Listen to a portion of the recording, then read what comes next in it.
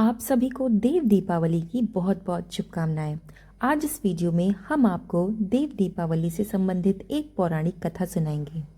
तो अगर आपको ये कथा पसंद आती है तो इसको लाइक और शेयर ज़रूर कर दीजिएगा और अगर चैनल पर नए हैं तो सब्सक्राइब करके बेल आइकन प्रेस कर दीजिएगा ताकि ऐसी ही कथाएं हम आपको आगे भी सुनाते रहें।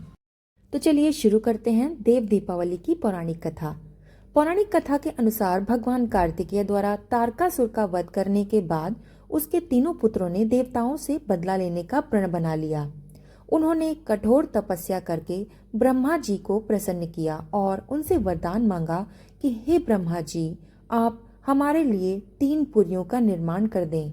और वे 3 पुरियां जब अभिजीत नक्षत्र में एक ही पंक्ति में खड़ी हों और कोई क्रोधजित अत्यंत शांत अवस्था में असंभव रथ और असंभव बाण का सहारा लेकर हमें मारना चाहे तब हमारी मृत्यु हो जाए। ब्रह्मा जी ने कहा तथास्तु। इसके बाद तीनों ने अपने आतंक से पूरी पाताल धरती और स्वर्ग लोक के सभी लोगों को त्रस्त कर दिया।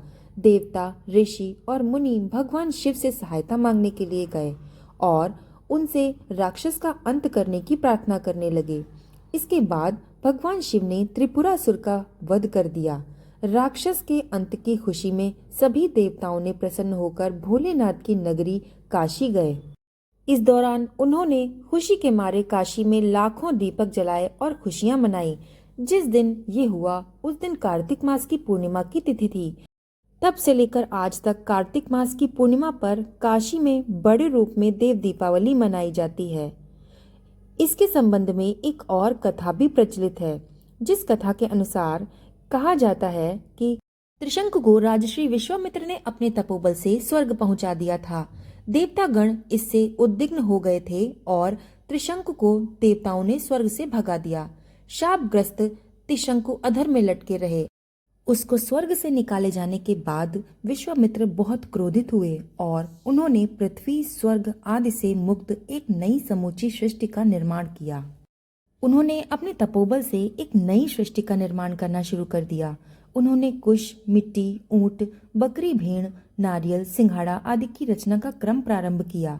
इसी क्रम में विश्वामित्र ने वर्तमान ब्रह्मा और विष्णु महेश की प्रतिमा बनाकर उन्हें भी आमंत्रित कर उनमें प्राण फूंकना आरंभ कर दिया। सारी सृष्टि डांवाडोल हो गई। हर तरफ कोहराम मच गया। हाहाकार के बीच देवताओं ने राजश्री विश्वामित्र से प्रार्थना की। तब जाके महर्षि प्रसन्न हुए और उन्होंने नई सृष्टि की रचना का संकल्प वापस ले लिया। देवताओं और ऋषि मुनि की प्रसन्नता की लहर इस प्रकार दौड़ी कि पृथ्वी, स्वर्ग, पाताल सभी जगह इस अवसर पर देव दिवाली मनाई गई। देव दिवाली के संबंध में ये भी कहा जाता है कि आषाढ़ मास के शुक्ल पक्ष की एकादशी से भगवान विष्णु 4 मास के लिए योग निद्रा में लीन हो जाते हैं और फिर वे कार्तिक शुक्ल की एकादशी को जागते हैं। इस खुशी में प्रसन्न होकर सभी देवी देवता कार्तिक पूर्णिमा को लक्ष्मी जी और नारायण जी की महाआरती करके दीप प्रज्वलित करके खुशियां मनाते हैं। इसके अलावा ये भी कहा जाता है कि बाली से वामदेव द्वारा स्वर्ग की प्राप्ति की खुशी में सभी देवताओं ने मिलकर कार्तिक मास की पूर्णिमा को खुशी मनाते हुए गंगा तट पर दीप जलाए थे। तभी से देव दिवाली मनाई जाती है। इसी दिन भगवान विष्णु ने सतयुग में मत्स्य अवतार लिया था। ये भी कहा जाता है कि इसी दिन देवी तुलसी जी का प्राकट्य हुआ था। कहते हैं कि कार्तिक पूर्णिमा को ही श्री कृष्ण जी का आत्मबोध हुआ था। तो आज का वीडियो आपको कैसा लगा हमें कमेंट में जरूर बताइएगा और कमेंट में जय श्री हरि विष्णु लिखना ना भूलिएगा। धन्यवाद।